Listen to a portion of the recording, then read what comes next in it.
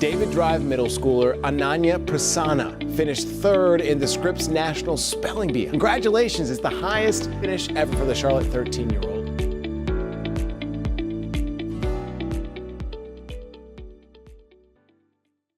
Thank you, Ananya, for being here. And obviously, congratulations on your huge accomplishment. You definitely did us proud as a chapter. So first question right off the bat, how long have you been doing Spelling Bee? I've been doing the Spelling Bee since I've been in second grade.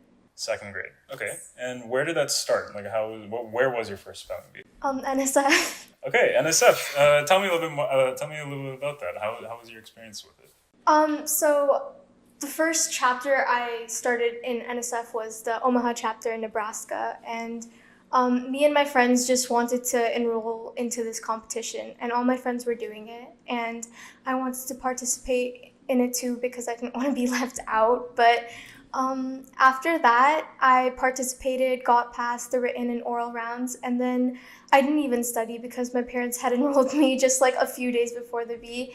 And then I got second place. And then I realized that, oh my gosh, this must be something that I'm really good at. So that's when I realized that I had a potential for spelling. So was that the moment when you got second place where you're like, okay, I'm going to seriously take this seriously and then try to move it forward? That's really, really cool.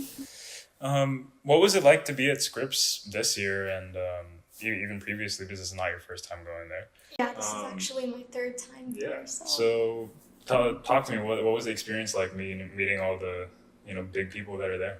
It's a really amazing experience because you get to meet people all across the country and even different parts of the world that like share the same interests as you, and they all like spelling and they're all participating with you. You also get to meet the word panel, like they're really nice. And former spellers like 2022 champion Harney Logan and 2023 champion Dave Shaw. And I got to take photos with them and connect with them. And it was so amazing that the people that I looked up to are actually my friends. So. What were some of the things that you talked about with some of those, former champions, right? Like, did you guys ever discuss the feelings that you had when you were going up on stage and like? Yeah, we did discuss about that. I also sort of discussed about word techniques, like how to piece up the words together and how to study. And they give really good advice because they are champions after all. But yeah, it was just really nice to be able to connect with the people that you look up to, though, and just like get some really great advice from them. That's nice. What was going through your mind every time that you got up on stage, either here or the regionals or at Scripps, and what helped you stay calm and collected when you're answering? So whenever I went up on that stage, I just told myself to take a deep breath, to calm down. And then I told myself, well, you studied so many hours to get on that stage. So whatever happens on that stage, unless you don't freak out and get nervous, it has to be because of your hard work and dedication. So even if you get out on that stage, you put like 100% effort. So don't get out. Yeah. Just try your best not to. Fair enough. Speaking about preparation and everything, what did that look like? How was because it clearly took a lot of hard work to get there. So talk me through the day to day. So on weekdays, I spent 4 hours coming back from school, and then on weekends, I spent 8 hours. So. Cool. And so let's look at weekdays first. You're getting back from school and trying to hunker down and do some spelling bee practice. What was something that you would try to do every time you sat down and did practice? So basically, I would just put my priorities like in a list, like what do I need to do first? And I would find out how to like get my homework done just in time, but also get all my spelling done. And then I would have my mom and me, we would like sit together and make lists, and I would study those lists, and then we would go through the patterns and the roots of Greek and Latin languages. And yeah. Oh, that's intense, but it's cool.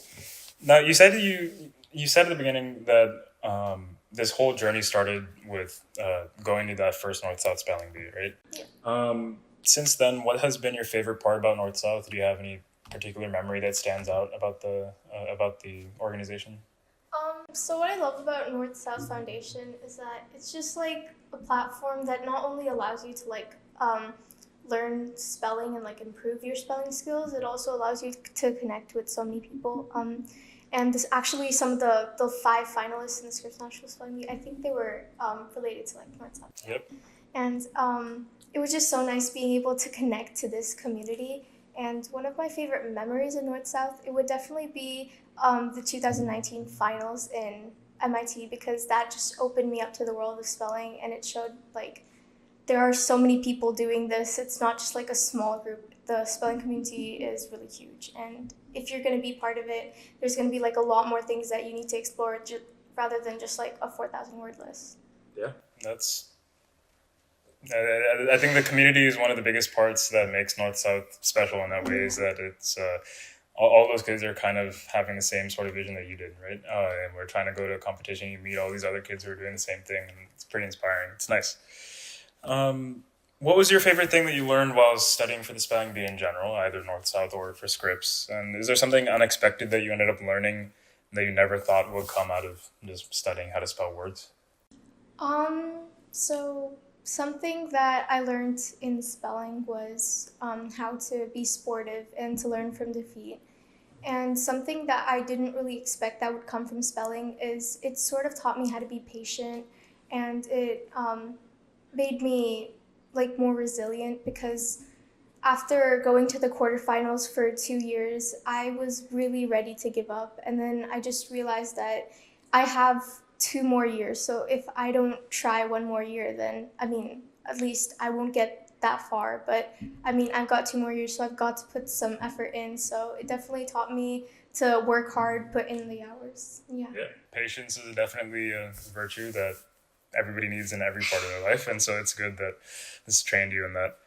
How has prepping for the spelling bee helped you outside of the context of the spelling competitions themselves?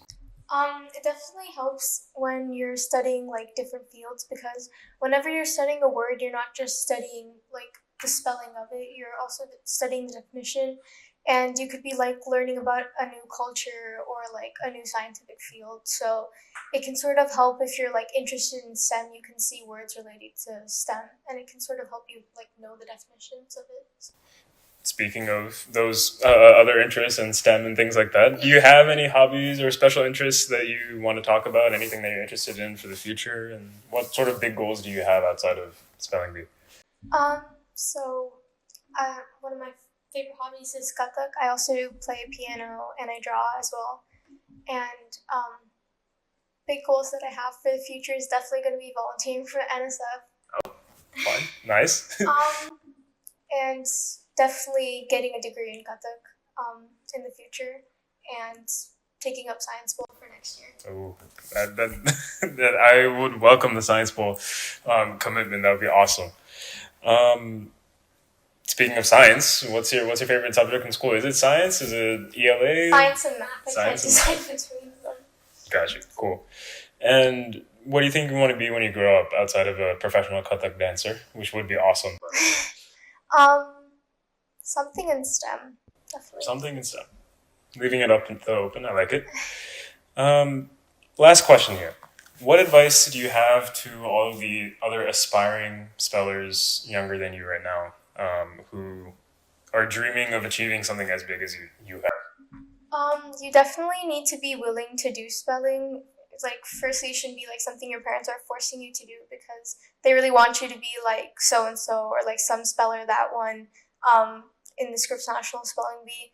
And you have to definitely work hard for it. You have to put in the hours. You have to put like a lot of hours. You have to study all the resources you can.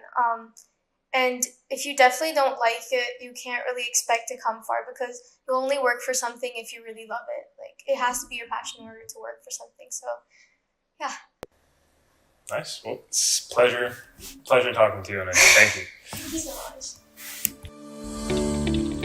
Thank you for watching this video.